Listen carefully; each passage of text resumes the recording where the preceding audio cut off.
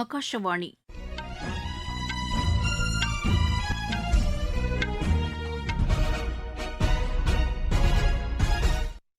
செய்திகள் வாசிப்பவர் வடிவழகி கபிலன். தலைப்புச் செய்திகள்: உலக பிளிட்ஸ் செஸ் சாம்பியன் போட்டியில் வெண்கலப் பதக்கம் வென்ற இந்தியாவின் அர்ஜுன் எரிகைசிக்கு பிரதமர் திரு நரேந்திர மோடி வாழ்த்து தெரிவித்துள்ளார். நடப்பாண்டில் முக்கிய சீர்திருத்தங்களை மத்திய அரசு மேற்கொண்டதாக தகவல் ஒலிபரப்புத்துறை இணையமைச்சர் டாக்டர் எல் முருகன் தெரிவித்துள்ளார். சிபிஎஸ்இ 10 மற்றும் 12ஆம் வகுப்பு பொதுத் தேர்வுக்கான தேதிகள் மாற்றியமைக்கப்பட்டுள்ளன. தெற்கு ரயில்வேயின் புதிய கால அட்டவணை நாளை முதல் அமலுக்கு வருகிறது. அகமதாபாத் சர்வதேச மகளிர் டென்னிஸ் போட்டியில் இந்தியாவின் விதி ஜானி, செய்லி தாக்கர் இணை காலிறுதிக்கு முன்னேறியுள்ளது. இனி விரிவான செய்திகள். தோஹாவில் நடைபெற்ற உலக பிளிட்ஸ் செஸ் சாம்பியன் போட்டியில் வெண்கலப் பதக்கம் வென்ற இந்தியாவின் அர்ஜுன் எரிகைசிக்கு பிரதமர் திரு நரேந்திர மோடி வாழ்த்து தெரிவித்துள்ளார். இது தொடர்பாக சமூக வலைதளத்தில் அவர் வெளியிட்டுள்ள பதிவில், திறமை, பொறுமை மற்றும் ஆர்வத்துடன் சிறப்பான ஆட்டத்தை அர்ஜுன் எரிகைசி வெளிப்படுத்தியதாக கூறியுள்ளார்.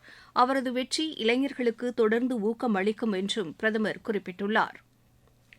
வளர்ச்சியடைந்த இந்தியாவை உருவாக்குவதற்கான பயணத்தில் நடப்பாண்டில் முக்கிய சீர்திருத்தங்களை மத்திய அரசு மேற்கொண்டதாக தகவல் ஒலிபரப்புத்துறை இணையமைச்சர் டாக்டர் எல் முருகன் தெரிவித்துள்ளார். புதுதில்லியில் இன்று பாரத் அட் 2026 என்ற பெயரில் மத்திய அரசின் வரும் ஆண்டுக்கான புதிய கேலண்டரை வெளியிட்டு பேசினார்.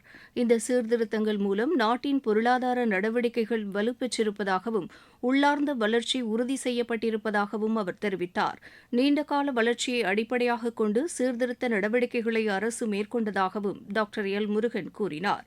இந்நிகழ்ச்சியில் தகவல் ஒலிபரப்புத்துறை செயலர் திரு சஞ்சய் ஜாஜூ, கூடுதல் செயலர் திரு பிரபாத், பத்திரிகை தகவல் அலுவலகத்தின் தலைமை இயக்குநர் திருமதி அனுபமா பட்நாகர், மத்திய மக்கள் தொடர்பகத்தின் தலைமை இயக்குநர் திருமதி காஞ்சன் பிரசாத் ஆகியோர் கலந்து கொண்டனர்.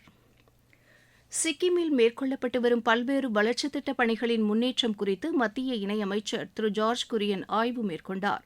சோரெங் மாவட்டத்தில் செயல்படுத்தப்பட்டு வரும் பணிகளின் தற்போதைய நிலவரம் குறித்து மாவட்ட ஆட்சியர் திரு தீரஜ் சுபேதி உள்ளிட்ட அதிகாரிகள் அமைச்சரிடம் எடுத்துரைத்தனர். திட்டப்பணிகளை சிறப்பாக செயல்படுத்தியதற்காக வளர்ச்சிக்கான மாவட்டம் மற்றும் வட்டார திட்டங்களில் சோரெங் மாவட்டம் முறையே தங்கம் மற்றும் வெள்ளிப் பதக்கங்களை பெற்றுள்ளதையும் அதிகாரிகள் சுட்டிக்காட்டினர். இம்மாவட்டத்தில் உள்ள மக்களுக்கு நவீன மருத்துவ வசதிகள் கிடைப்பதற்கு தேவையான வசதிகளை மத்திய அரசு வழங்கும் என்று திரு ஜார்ஜ் குரியன் உறுதி அளித்ததாக எமது செய்தியாளர் தெரிவிக்கிறார். உத்தரப்பிரதேச மாநிலத்தில் வாக்காளர் பட்டியல் சிறப்பு தீவிர திருத்தப் பணிகளுக்கான கால அட்டவணை மாற்றியமைக்கப்பட்டுள்ளது. தேர்தல் ஆணையத்தின் முடிவு குறித்து பட்னாவில் செய்தியாளர்களிடம் பேசிய மாநில தலைமை தேர்தல் அதிகாரி திரு நவ்தீப் ரெய்ன்பா, ஜனவரி 6ஆம் தேதி வரைவு வாக்காளர் பட்டியல் வெளியிடப்பட்டு கோரிக்கை மற்றும் ஆட்சேபம் குறித்த மனுக்கள் பெறப்படும் என்று கூறினார். இறுதி வாக்காளர் பட்டியல் பிப்ரவரி மாதம் 6ஆம் தேதி வெளியிடப்படும் என்றும் திரு நவ்தீப் ரெய்ன்பா தெரிவித்தார். இதுவரை சேகரிக்கப்பட்ட கணக்கீட்டு படிவங்கள் அனைத்தும் பதிவேற்றம் செய்யப்பட்டிருப்பதாகவும் அவர் கூறினார். முன்னதாக உத்தரப்பிரதேச மாநிலத்திற்கான வரைவு வாக்காளர் பட்டியல் இன்று வெளியிடப்படுவதாக தேர்தல் ஆணையம் அறிவித்திருந்தது. தெற்கு ரயில்வேயின் புதிய கால அட்டவணை நாளை முதல் அமலுக்கு வருகிறது. இதன்படி சென்னை சென்ட்ரல், ராமேஸ்வரம் மற்றும் புதுச்சேரியிலிருந்து புவனேஸ்வர் செல்லும் ரயில்களின் எண்கள் மாற்றியமைக்கப்பட்டுள்ளன. சென்னை சென்ட்ரல் மைசூர் எக்ஸ்பிரஸ், ஹூபள்ளி வாராந்திர எக்ஸ்பிரஸ் மற்றும் பல்வேறு பயணியர் ரயில்களின் எண்களும் மாற்றப்பட்டுள்ளது. சென்னை சென்ட்ரல் போடிநாயக்கனூர் எக்ஸ்பிரஸ் நாளை முதல் இரு மார்க்கங்களிலும் நாமக்கலில் நின்று செல்லும் என்று அறிவிக்கப்பட்டுள்ளது. திருச்செந்தூர் சென்னை எழும்பூர் எக்ஸ்பிரஸ் பூதலூரிலும், தாம்பரம் செங்கோட்டை எக்ஸ்பிரஸ் சிதம்பரத்திலும், சென்னை எழும்பூர் காரைக்குடி பல்லவன் எக்ஸ்பிரஸ் பெண்ணாடத்திலும், தூத்துக்குடி பாலக்காடு எக்ஸ்பிரஸ் கல்லிடைக்குறிச்சியிலும், ராமேஸ்வரம் பனாரஸ் எக்ஸ்பிரஸ் புதுக்கோட்டையிலும் நின்று செல்லும் என்று அறிவிக்கப்பட்டுள்ளது. இது தவிர பல்வேறு ரயில்களின் வேகமும் அதிகரிக்கப்பட்டுள்ளதாக தெற்கு ரயில்வே தெரிவித்துள்ளது. வருமான வரி நிரந்தர கணக்கு எண்ணான பான் எண்ணுடன் ஆதார் எண்ணை இணைப்பதற்கான கால அவகாசம் இன்றுடன் நிறைவடைகிறது. இந்த இணைப்பை மேற்கொள்ளாதவர்களின் பான் அட்டை நாளை முதல் செல்லாது என்பதுடன் வருமான வரி கணக்கும் தாக்கல் செய்ய முடியாது என்று மத்திய நேரடி வரிகள் வாரியம் தெரிவித்துள்ளது. இணைப்பை மேற்கொள்ளும் வரை ஏற்கனவே பிடித்தம் செய்யப்பட்ட தொகையை திரும்பப் பெற இயலாது என்றும் கூறப்பட்டுள்ளது. பான் எண்ணை புதுப்பிக்க 1000 ரூபாய் அபராதம் செலுத்த வேண்டும் என்றும் அந்த வாரியம் தெரிவித்துள்ளது. நீங்கள் கேட்டுக்கொண்டிருப்பது ஆகாஷவாணியின் செய்தி அறிக்கை. ஊரக வளர்ச்சிக்கான புதிய அத்தியாயம். வளர்ச்சியடைந்த இந்தியாவிற்கான ஊரக வேலைவாய்ப்பு உறுதி மற்றும் வாழ்வாதார சட்டம். இந்த சட்டம் வருடத்திற்கு 125 நாட்கள் வேலையை உறுதி செய்கிறது. இதில் வாரந்தோறும் ஊதியம் வழங்கப்படுவது கட்டாயமாக்கப்பட்டுள்ளது. பணி முடிந்த 15 நாட்களுக்குள் ஊதியம் வழங்குவதை உறுதி செய்வதற்கான அம்சங்களும் இதில் இடம்பெற்றுள்ளன. ஊதியம் காலதாமதமாக வழங்கப்பட்டால் அதற்கான இழப்பீட்டுத் தொகைக்கும் இதில் வகை செய்யப்பட்டுள்ளது. வளர்ச்சியடைந்த இந்தியாவிற்கான பயணத்தில் மோடி அரசு தொடரும் சீர்திருத்த நடவடிக்கைகள்.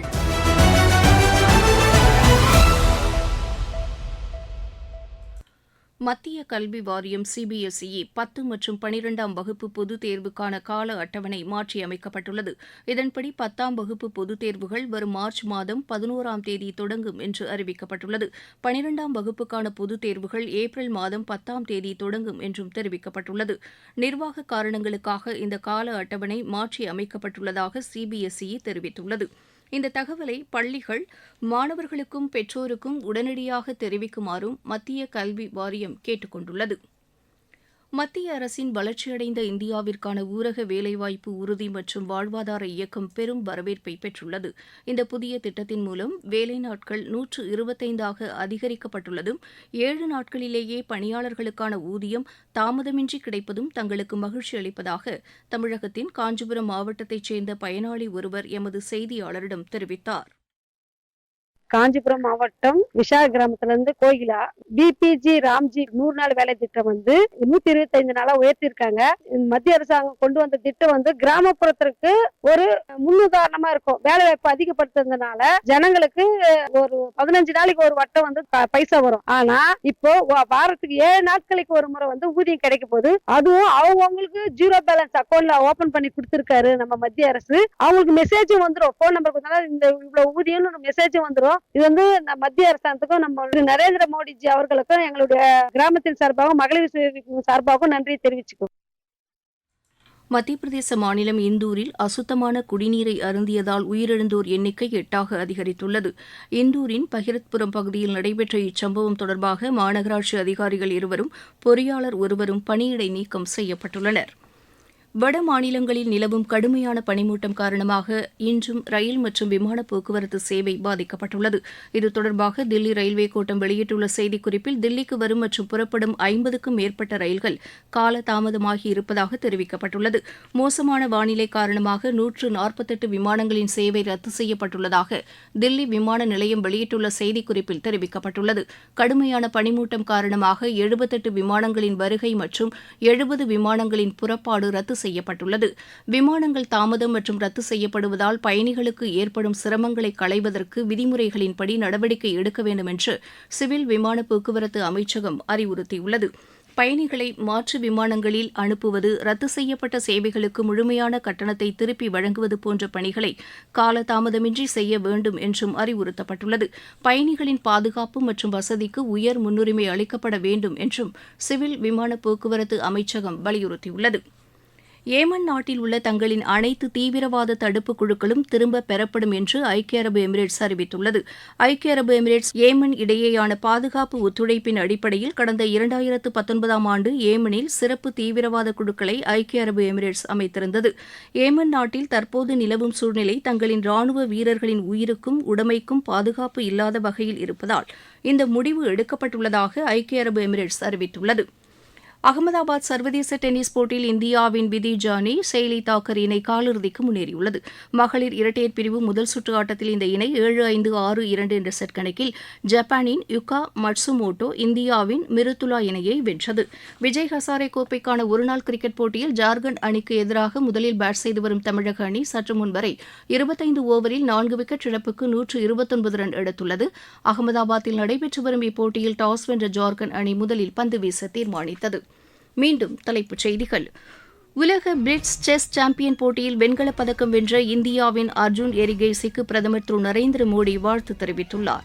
நடப்பாண்டில் முக்கிய சீர்திருத்தங்களை மத்திய அரசு மேற்கொண்டதாக தகவல் ஒலிபரப்புத்துறை இணை அமைச்சர் டாக்டர் எல் முருகன் தெரிவித்துள்ளார். சிபிஎஸ்இ 10 மற்றும் 12ஆம் வகுப்பு பொதுத் தேர்வுக்கான தேதிகள் மாற்றியமைக்கப்பட்டுள்ளன. தெற்கு ரயில்வேயின் புதிய கால அட்டவணை நாளை முதல் அமலுக்கு வருகிறது. அகமதாபாத் சர்வதேச மகளிர் டென்னிஸ் போட்டியில் இந்தியாவின் விதி ஜானி செயலி தாக்கர் இணை காலிறுதிக்கு அரையிறுதிக்கு முன்னேறியுள்ளது. இத்துடன் இந்த செய்தி அறிக்கை நிறைவு பெற்றது.